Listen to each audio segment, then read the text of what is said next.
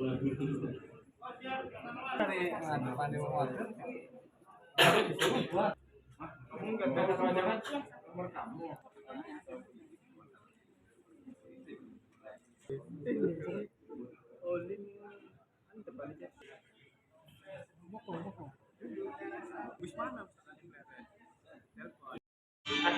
aku ready, tanyain dong.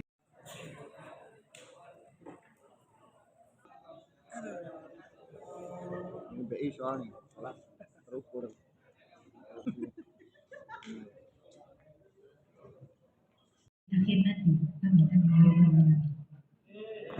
Marilah kita buka acara ini dengan membaca Bismillahirrahmanirrahim. Semoga acara ini lagu Indonesia Raya yang hadirin dimohon untuk berdiri. Indonesia tanah tumpah di sanalah Tuhan beribu bangsa dan tanah Indonesia tanahku hiduplah negeriku. Sholatan ala Rasulillah wa syafaati Kang Haji anggota DPR RI dari daerah pemilihan Cirebon, Pak Hestu Wibowo, IHK atau indeks harga konsumen. Jadi ada beberapa sekelompok komoditas barang dan jasa. Ini sebetulnya ranahnya teman-teman di BPS, di Biro Statistik. Mereka menghitung ada beberapa kelompok-kelompok barang dan jasa, yaitu dilihat kenaikan harga, perubahannya, apakah harga yang naik atau turun. Makanya kalau disebutkan IHK atau inflasi berarti itu sama. Inflasi itu adalah kenaikan harga barang dan jasanya. IHK itu adalah metode perhitungan, bagaimana menghitung indeks harga konsumen, bagaimana menghitung kenaikan sekelompok barang dan jasa. Nah, inflasi sangat penting sekarang Bapak sekalian, teman-teman. Kenapa? Mungkin kita sering mendengar setiap ada sambutan dan juga pidato dari Pak Presiden Pak Jokowi mengatakan bahwa dunia sekarang ini sedang tidak baik-baik saja. Dan memang satu hal yang menjadi momok semua negara saat ini adalah inflasi. Kenapa? Karena di tengah-tengah resesi ekonomi dunia seperti saat ini, hampir semua negara, tidak hanya negara-negara berkembang, negara-negara maju, negara-negara superpower pun sekarang juga menghadapi krisis yang namanya kenaikan inflasi. Sebagaimana teman-teman ketahui, untuk perbandingan saja, Amerika dan Eropa yang biasanya sekitar 1 atau 2% inflasi tahunannya, selama pandemi kemarin dalam masa-masa 2 tahun terakhir itu bisa mencapai hingga 9%. Bahkan kalau mungkin melihat di Turki itu inflasi sudah sampai sekitar 96% lebih. Dan kalau nggak salah yang paling parah itu dari negara Amerika Latin, yang dari negara Venezuela itu bisa sampai 200% lebih inflasi. Jadi memang inflasi menjadi masalah semua negara. Ditambah lagi dengan adanya sekarang kenaikan harga-harga komoditas global, harga energi, apalagi juga dengan adanya tekanan geopolitik ya, kemudian sampai saat ini kita nggak jelas kapan berakhirnya konflik antara Rusia dan Ukraina. Itu juga berpengaruh terhadap peningkatan harga komoditas global, peningkatan energi global, dan juga tentunya peningkatan harga pangan dan juga barang-barang dari mineral juga meningkat, sehingga berpengaruh.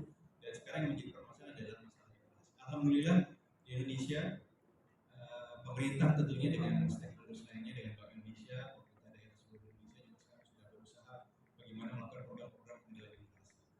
Nah sekarang yang akan menjadi concern kita bersama, di samping kondisi global yang memang menciptakan suatu kondisi tekanan terhadap inflasi global, sedikit demi sedikit juga akan berpengaruh terhadap perekonomian domestik. Tentunya akan termaterialisasi dengan perekonomian dalam negeri yang juga dapat memberikan tekanan inflasi. Satu hal lagi yang juga memberikan suatu konsep kita ada tekanan terhadap inflasi, yang ini sebetulnya sifatnya musiman sebetulnya, yaitu adanya BPN, hari besar keagamaan nasional, yang sebentar lagi saat ini bulan Ramadan dan sebentar lagi kita akan menghadapi Lebaran sekitar 14 dan 12 hari. Biasanya kalau Lebaran dipikirin Idul Fitri ya Pak. Hari pertama aja kita puasa pas-pasannya gitu ya. Jadi, ini juga menjadi salah satu momen di mana juga setiap tahun Bapak Ibu sekalian bahwa memang semua semua komunitas itu biasa mengalami tekanan dan terjadi tekanan. Jadi Bapak Ibu sekalian terutama ibu-ibu nggak usah panik dan nggak usah pusing Bu. Setiap menjelang bulan Ramadan pasti harga bawang dan cabai merah pasti naik. Telur beras juga. Karena memang secara siklus tahunannya kami melakukan event analysis dan setiap mulai dari mungkin 3 tahun yang lalu melakukan event analysis setiap menjelang bulan Ramadan itu inflasi kita selalu mengalami tekanan terjadi peningkatan meskipun setelah Lebaran itu kembali ke kondisi normal. Jadi bagus sekalian, topik inflasi menjadi penting di samping karena tekanan perekonomian global. Kita sekarang ini juga menghadapi suatu masa di mana terjadi tekanan secara seasonal dan bagaimana kami terutama di Bank Indonesia bersama pemerintah dan juga dengan tadi seluruh pemerintah wajib memiliki suatu tim pengendalian inflasi yang dipimpin oleh Alhamdulillah kita melihat bahwa tingkat inflasi di Kota Cirebon saya melihat suatu hal yang bersyukur dan juga Indonesia bukan hanya TPID-nya tapi juga masyarakatnya juga mendukung bagaimana harga-harga barang dan jasa di kalau kita melihat secara spasial biasa hidup itu di lapangan seperti kawan-kawan. Jadi nanti kalau apa yang saya sampaikan itu tidak pas, ya mohon dimaklumi karena kita ini sama-sama pelaku di lapangan. Saya sudah sejak 94 menjadi wartawan. Mungkin sampai hari ini masih suka menulis dan kadang-kadang dipaksa untuk menulis. Mudah-mudahan masih ada. Nah ini kebetulan saya juga ingin sampaikan yang ada di depan bapak-bapak sekalian ini. Industri pers sekarang ini Pak, industri media kita ini sekarang sudah berubah. Atau setidaknya mulai berubah. Kalau dulu media itu hanya sebagai pabriknya berita. Nah sekarang media itu sudah mulai mengarah atau sudah mulai bahkan sebagian sudah mulai melakukan dengan penuh sebagai pabriknya konten. Nah ini apa bedanya? Pabrik berita itu hanya memproduksi berita, kalau konten itu apa saja dia produksi, ada di situ. Dan ini mohon maaf di grup kami sudah sejak pandemi kita sudah mulai berubah pelan-pelan karena kita menyontoh beberapa tempat yang sudah berhasil dan ini biar menjadi dinas sehingga teman-teman yang hadir di sini suatu ketika atau sehari ini kemungkinan bukan hanya wartawan, bisa jadi dia konten kreator, bisa jadi dia pelaku medsos, bisa jadi dia ahli IT yang paham programatik, dan bisa jadi dia juga pelaku digital marketing. Jadi ini yang ada di benak pabrik konten itu seperti itu. Jadi ini yang dunia media kita mengarah ke sana.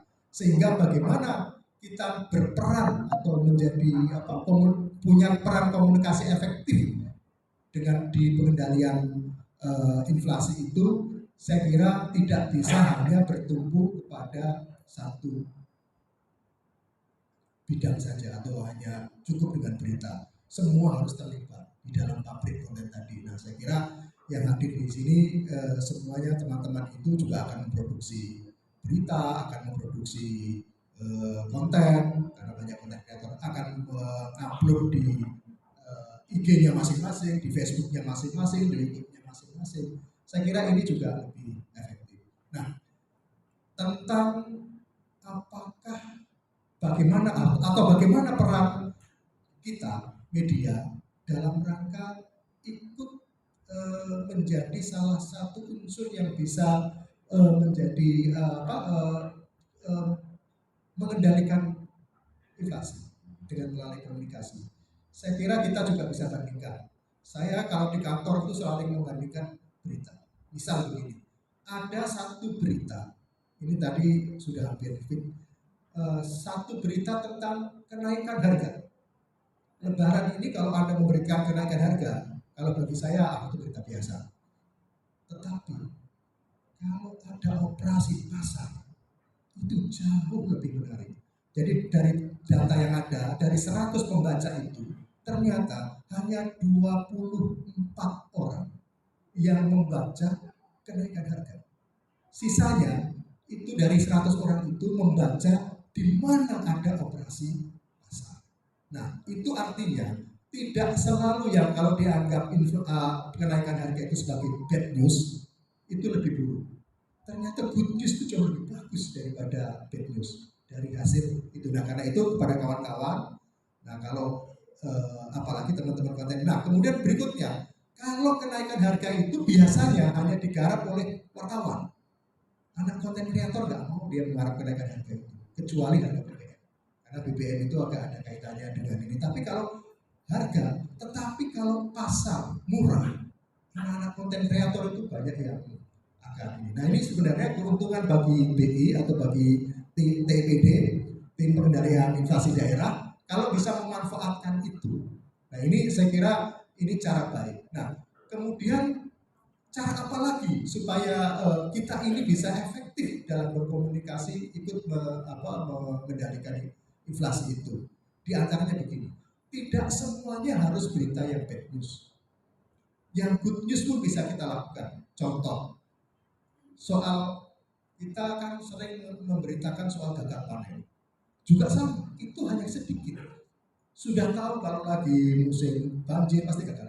Tetapi sukses story daripada misalnya ada petani yang hebat, misalnya itu jauh lebih banyak juga pembacanya. Dan sama digarap oleh konten kreator atau desa-desa yang berhasil. Saya sering cerita, ini karena kebetulan saya punya pabrik kecil, pabrik wood pellet. Kelompok kami itu punya di Majalengka sana. Di bawahnya itu ada desa rawa. Desa itu kaya raya sekali di Majalengka. Tapi memang jarang ada sentuhan. Hanya saya melihat disimpulkan saja salah satu desa, 4 desa tajir di Majalengka. Nah, itu salah satu sering disebut itu aja. Sebenarnya itu luar biasa besar. Sampai problemnya pun saya tahu. Problemnya apa di situ saya tahu.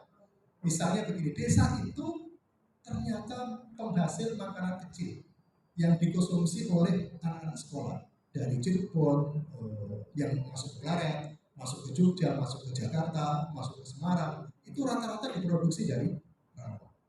Nah, itu problemnya, problem utamanya itu di sana adalah sebenarnya yang agak ini, itu energi, karena mahal. Kebetulan karena kami pabriknya pabrik energi terbarukan, jadi saya tahu persis di sini. Nah, problem di situlah saya tahu. Nah, kalau kita menulis itu, saya yakin akan jauh lebih banyak daripada sekedar gagal panen. Gagal panen itu sotai. Sekali berita kalau setiap hari nulis gagal panen orang juga malas. Tapi kalau setiap hari kita mencari orang yang sukses atau desa yang sukses atau apa yang sukses, ini juga menarik. Yang berikutnya, apa yang menarik yang kemudian nanti oleh teman-teman BI atau markomnya BI atau semuanya itu bisa dirumuskan adalah peluang. Berita peluang ini juga peluang mendapatkan dana, peluang mendapatkan usaha. Ini saya kira para konten kreator yang ada di sini sudah sering menulis termasuk Pak Khalil. Karena itu termasuk apa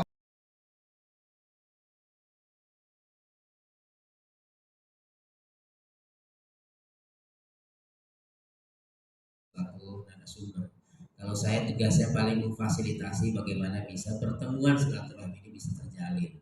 Bertemu dan silaturahmi bisa tetap terlaksana. Jadi secara kebetulan kami di DPR RI di Komisi 11 yang membidangi urusan keuangan. Yang mitra kerjanya lagi rame yaitu Bu Menteri Keuangan terkaitan pajak dan bea cukai. Tapi karena itu bagian dari mitra kerja kami di DPR RI itu ada 11 komisi, Bang. Pertama Komisi 1 tentang pertahanan dan informasi, termasuk tentang media-media itu mungkin komunikasi dengan Komisi 1 tentang pertahanan dan informasi. Kemudian Komisi 2 Kementerian Dalam Negeri Pemerintah, Komisi 3 Hukum Keamanan, Komisi 4 Pertanian, Komisi 5 Infrastruktur, Komisi 6 BUMN, Komisi 7 Migas, Komisi 8 Sosial Agama, Komisi 9 Kesehatan, Komisi 10 Pendidikan, dan baru terakhir Komisi 50, komisi yang mengatur urusan keuangan, komisi yang mengatur tentang APBN. Dan secara kebetulan kami merangkap juga sudah 3 tahun sebagai ikut mengatur tentang di Badan Anggaran di DPR RI. Dan salah satunya mitra kerja Komisi 11 itu paling banyak, ada 13 mitra kerja di Komisi 11 itu. Salah satunya adalah yang mencetak uang, yaitu Bank Indonesia. Ya, salah satunya Bank Indonesia, kemudian Otoritas Jasa Keuangan. Bank Indonesia sangat sinergitas sekali antara kami Komisi 11 dan Bank Indonesia, karena yang mengetok dan yang mengatur anggaran juga adalah kami di Komisi 11. Oleh karena itu, saya terima kasih kepada Bank Indonesia. Ini sosialisasi literasi edukasi ini bukan yang pertama ini dengan media, tetapi sudah yang ketujuh selama bulan Ramadan ini. Pertama kita sosialisasi dengan para forum umum Kabupaten Cirebon, kemudian dengan forum PPD Kabupaten Cirebon, kemudian dengan forum PPDI Persatuan Perangkat Desa Indonesia Kabupaten Cirebon, kemudian berjalan lagi dengan forum ulama Pondok Pesantren Kabupaten Cirebon, kemudian dengan pengurus PCNU Kabupaten Cirebon, kemudian kemarin dengan teman-teman internal kami di sini juga, dan sekarang dengan teman-teman media yang ada di Cirebon Kabupaten dan Kota. Saya masih tetap berada di Dapil Jabar 8 yang meliputi daerah itu adalah Cici itu Cirebon Indramayu, itu dapil kami. Dan insya Allah kita mendekati tahun politik yang bahkan sudah berjalan dari tahun politik ini. 14 Februari 2023 adalah pemilihan presiden, pemilihan DPD, pemilihan DPR RI, DPRD provinsi dan kabupaten kota. Kemudian baru dilanjut tahun politik berikutnya itu 27 November tentang pilkada serentak 418 kabupaten kota se-Indonesia dan 34 provinsi yang lama dan 4 provinsi yang baru. Itu semuanya akan digelar pilkada serentak pada 27 November 2020 nanti. Oleh karena itu saya masih berterima kasih disempatkan oleh Mitra Kerja Bank Indonesia untuk terus literasi, sosialisasi dan edukasi tentang Bank Indonesia, tentang keuangan. Karena apa? Di masyarakat kita di Indonesia itu tahun 2021 Bank Indonesia itu mencetak uang pecahan nominal 75.000 rupiah. Itu pecahan uang kemerdekaan.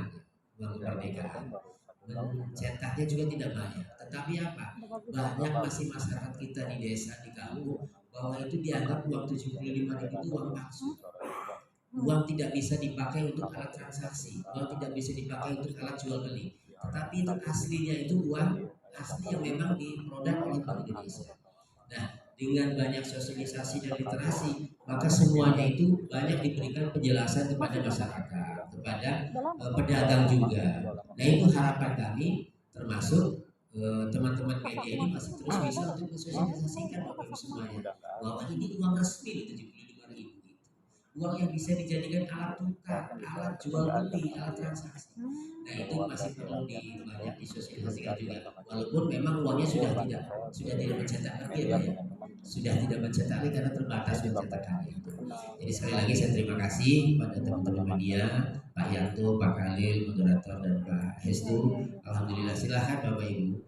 Nanti apa yang disampaikan oleh Pak Yanto bahwa sekali lah teman-teman media ini bisa diberikan pembekalan berkaitan dengan sosialisasi literasi bukan hanya pada saat sekarang. Insya Allah nanti Pak Hestu juga sudah siap. Nanti insya Allah kesempatan lain barangkali di setelah bulan Ramadan ini kita bisa untuk sama-sama ya Pak. Nanti kita undang sekali-kali di Bank Indonesia karena kita